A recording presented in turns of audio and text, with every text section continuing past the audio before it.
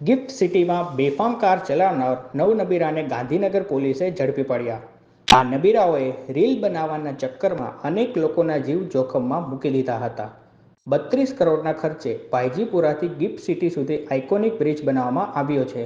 આ બ્રિજ પર આ નબીરાઓ 190 કિલોમીટરની ઝડપે કાર દોડાવી ફિલ્મી ઢબે ડ્રોન કેમેરાના ઉપયોગથી રીલ બનાવી હતી, જેનો વિડીયો વાયરલ થતાં પોલીસ હરકતમાં આવી હતી અને તપાસ શરૂ કરી હતી. તપાસની જાણ થતાં આ નબીરાઓના પરિવારજનો દોડતા થઈ ગયા હતા અને રાજકીય લાગવગો લગાવી સંતાનો છોડાવવાના પ્રયાસો કરવામાં આવ્યા હતા, પણ પોલીસ દ્વારા કોઈની પણ ભલામણ રાખ્યા વિના કાયદાના પાઠ ભણાવવામાં આવ્યા હતા. આ તમામ નબીરાઓની કારમાં અનઅધિકૃત બ્લેક ફિલ્મ લગાવેલી હતી, જેનો પણ પોલીસ દ્વારા મોટો દંડ ફટકારવામાં આવ્યો હતો.